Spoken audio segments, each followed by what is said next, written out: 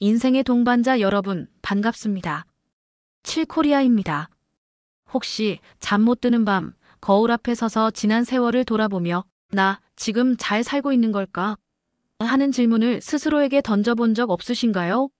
젊어서는 앞만 보고 정신없이 달려오느라 몰랐는데 쉰을 넘고 예순을 넘고 보니 문득 내 인생의 성적표가 궁금해지는 순간이 찾아옵니다. 만약 내 인생의 점수를 매긴다면 과연 몇 점이나 될까? 하는 그런 생각 말입니다. 얼마 전 20년 만에 열린 동창회에 갔다가 아주 기묘하고도 재미있는 경험을 했습니다. 다들 사는 모습이 제각각이더군요. 어떤 친구는 여전히 청춘처럼 빛났고 어떤 친구는 세월의 무게가 무거워 보였습니다. 한참을 이야기 나누다 마침 식당을 크게 성공시킨 한 친구가 세명함을 건넸습니다. 유독 목소리가 크고 내가 요즘 아주 바쁘다며 성공한 티를 내고 싶어 하던 김 사장이었죠. 제가 그 친구의 핸드폰 번호를 명함에 옮겨 적다가 저도 모르게 툭 한마디를 던졌습니다. 어머, 김 사장. 자네 번호에는 1번 장군님이랑 8번 황제님이 몇 명이야? 이러니 밤에 잠 못 자고 맨날 밖으로 싸우러 다니는 거지. 돈은 벌겠지만 속은 시커멓게 타들어가겠구먼. 그 순간 시끄럽던 테이블에 순간 정적이 흘렀습니다. 김 사장의 눈이 동그래졌습니다. 세상에 그걸 어떻게 알았어? 내가 요즘 투자받고 2호점, 3호점 내느라 하루에 3시간도 못 자고 속이 썩어 문드러지고 있는데 저는 그저 웃으며 대답했습니다. 뭘 어떻게 알아, 김 사장. 자네 핸드폰 번호가 자네 인생을 24시간 내내 소리치며 광고하고 있는데. 동반자 여러분. 이게 과연 제게 무슨 신기한 능력이 있어서일까요? 아닙니다. 예전에는 집 주소나 집 전화번호가 나를 상징했지만 지금은 어떻습니까? 자식에게 안부를 물을 때도, 병원을 예약할 때도, 은행 일을 볼 때도 우리는 이 핸드폰 번호 하나로 모든 것을 해결합니다. 이 번호는 단순한 숫자 조합이 아니라 24시간 세상과 연결되는 나의 또 다른 이름이자 얼굴이며 나의 모든 기운을 세상에 내보내는 안테나인 셈입니다. 그래서 이상하게 인생이 자꾸 꼬이고 피곤하다면 어쩌면 당신이 매일 쓰는 그 번호가 당신의 사주와 맞지 않는 옷처럼 너무 크거나 너무 작거나 너무 뜨거운 주파수를 세상에 보내고 있기 때문일지도 모릅니다. 나는 왜 이렇게 평생 남 좋은 일만 하고 내 몫은 제대로 챙기지 못할까? 혹시 당신 번호에는 모든 것을 내어주는 이번 어머니의 기운이 너무 많은 것은 아닐까요? 나는 왜 이렇게 시작은 잘하는데 마무리를 짓지 못하고 늘 용두삼일까? 혹시 당신 번호에는 호기심 많지만 실증도 빠른 3번. 아이의 기운이 너무 많은 것은 아닐까요? 오늘 저는 우리 동반자님들께 돈 한 푼 안 드리고 내 운명을 진단하고 심지어 좋은 기운을 끌어당길 수 있는 아주 쉽고 신박한 비법을 알려드리려고 합니다. 바로 당신의 핸드폰 번호라는 비밀 코드를 해독하는 법입니다. 내 번호가 가진 성격은 무엇인지, 그 번호가 내 인생에 어떤 영향을 미치고 있는지, 그리고 만약 그 주파수가 나와 맞지 않는다면 어떻게 그 기운을 조화롭게 다스릴 수 있는지, 그 모든 비밀을 오늘 이 자리에서 전부 풀어드리겠습니다. 핸드폰 번호는 세상에 나는 이런 사람입니다라고 24시간 방송하는 나의 라디오 주파수와 같습니다. 그리고 그 주파수의 성격을 결정하는 것이 바로 맨 마지막 4자리 숫자입니다. 이 숫자들은 내 인생이라는 회사를 이끌어가는 4명의 임원과도 같죠. 지금 바로 당신의 핸드폰 번호 뒷자리 4개를 종이에 한번 써보십시오. 내 인생 주식회사를 이끌어가는 당신의 임원들은 과연 어떤 성향의 선수들로 꾸려져 있을까요? 지금부터 각 숫자가 가진 특별한 성격과 재능을 한 명씩 면접을 보듯 만나보겠습니다. 아주 재미있을 겁니다. 면접자 1번, 불도저 장군님이 입장합니다. 안녕하십니까? 쩌렁쩌렁한 목소리로 들어오는 이분은 시작과 리더십의 화신입니다. 고민할 시간에 일단 시작합시다. 모든 책임은 내가 집니다. 를 외치며 막혀있는 길을 가장 먼저 뚫어내는 용맹한 장수죠. 하지만 이 장군님만 너무 많으면 부하들 말은 듣지 않고 혼자 돌격하다 고립되는 독단적인 리더가 될 수 있습니다. 면접자 2번, 우리 엄마가 들어옵니다. 장군님이 박차고 들어온 문을 조용히 닫고 흐트러진 서류를 정리하며 들어오는 이분은 안정감과 인내심의 여왕입니다. 일단 한 번 더 생각해보자. 다들 괜찮니? 하고 물으며 흥분한 사람들을 다독이고 갈등을 중재하는 역할을 합니다. 하지만 이 어머님만 너무 많으면 좋은 기회가 와도 결정을 못 내리고 조금만 더 하다가 버스를 놓치는 우유부단함이 될 수 있습니다. 면접자 3번, 천방지축 아이가 뛰어들어옵니다. 재미있는 거 없어요? 이를 외치며 들어오는 이분은 호기심과 창의력의 아이콘입니다. 톡톡 튀는 아이디어로 회사를 즐겁게 만들고 특유의 표현력으로 사람들의 마음을 사로잡죠. 하지만 이 아이만 너무 많으면 꾸준함이 부족해 시작한 일을 끝내지 못하고 쉽게 실증을 내며 이제 재미없어, 딴 거 할래요 하고 회사를 놀이터로 만들어버릴 수 있습니다. 면접자 4번, FM 공무원이 들어옵니다. 반듯한 옷차림에 서류 가방을 들고 들어오는 이분은 책임감과 성실함의 교과서입니다. 맡은 일은 밤을 새워서라도 반드시 해내고 단 한 번의 실수도 용납하지 않는 믿음직한 일꾼이죠. 하지만 이 공무원님만 너무 많으면 규정상 안 됩니다라는 말만 반복하며 변화를 거부하고 회사를 숨막히는 관료주의에 빠뜨릴 수 있습니다. 면접자 5번, 자유로운 영혼, 모험가가 휘파람을 불며 들어옵니다. 여기에만 있기엔 세상은 너무 넓지 않나요? 를 묻는 이분은 변화와 자유의 상징입니다. 위기의 순간에 누구도 생각 못한 임기응변으로 회사를 구하고 새로운 길을 개척하는 다재다능한 해결사죠. 하지만 이 모험가만 너무 많으면 한 곳에 정착하지 못하고 이제 여긴 재미없어, 다른 데로 가자 며 회사를 뿌리 없는 부평초로 만들 수 있습니다. 면접자 6번, 마음씨 좋은 살림꾼이 들어옵니다. 따뜻한 미소와 함께 다들 식사는 하셨어요?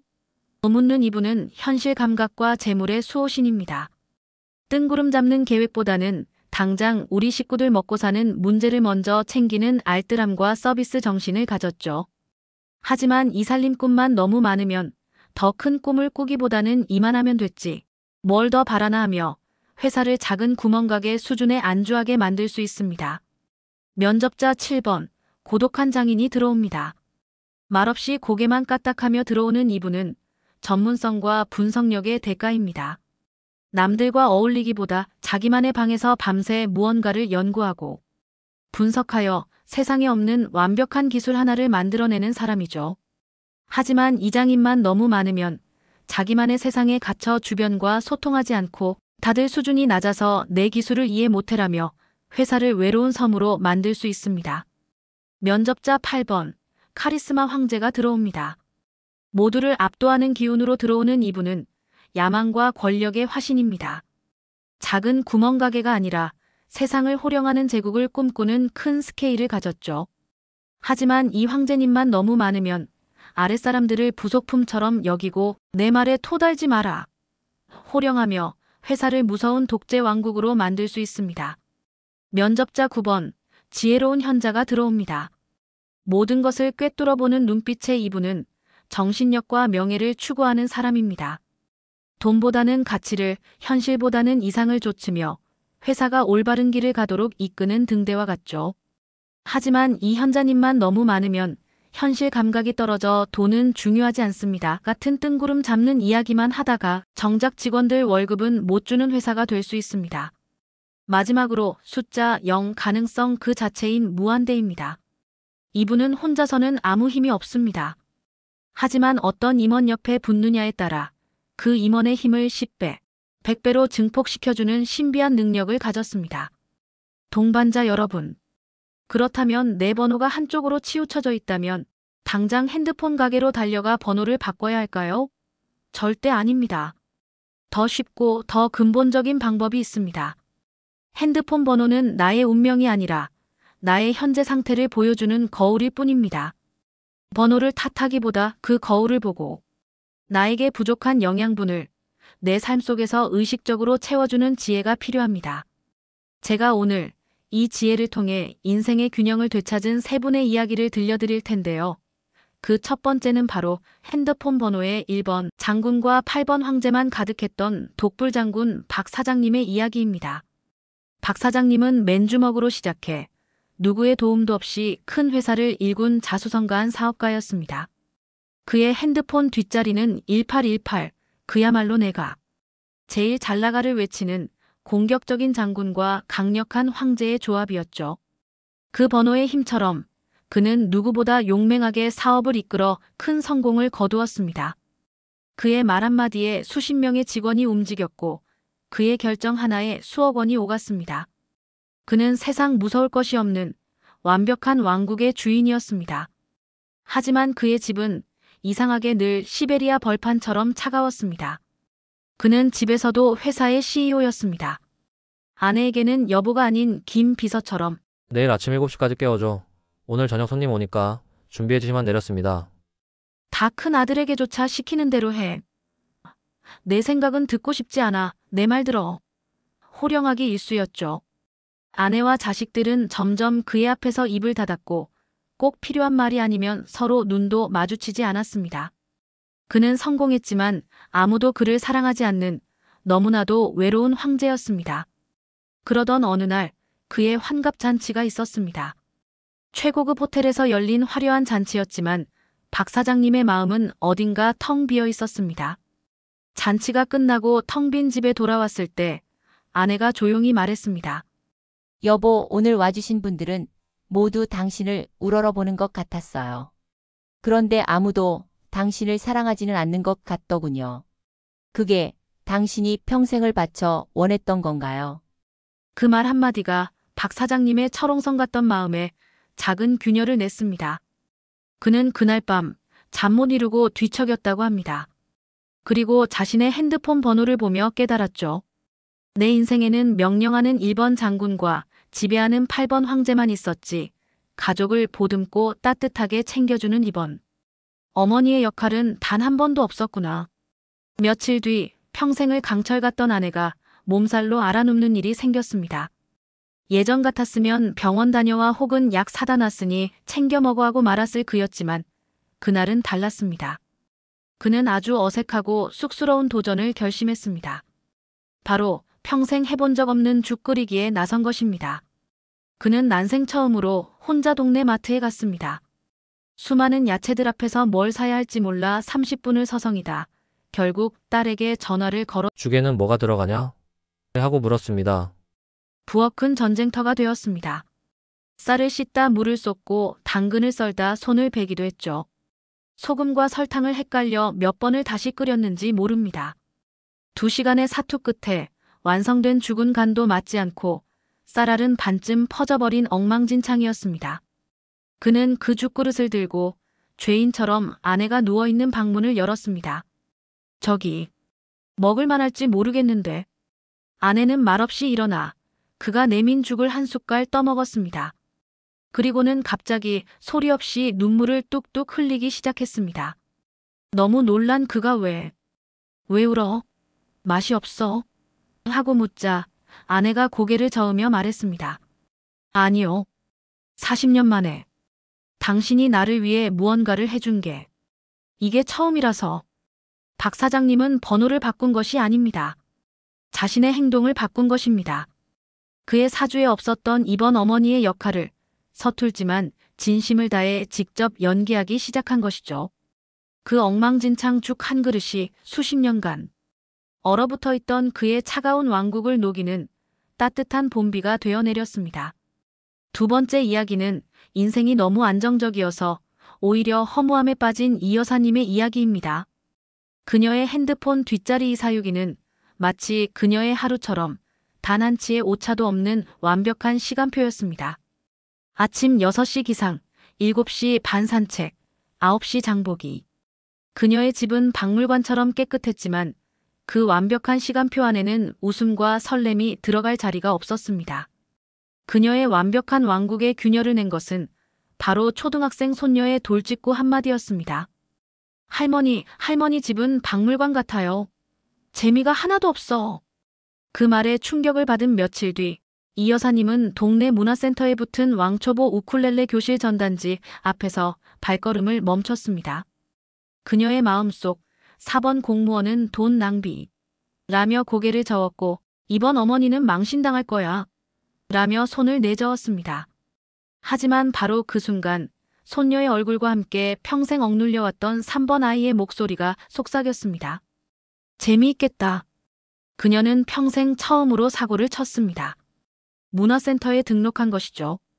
수업 첫날 굳은 손가락으로 띵하는 바보 같은 소리를 냈을 때 그녀는 얼굴이 화끈거렸습니다.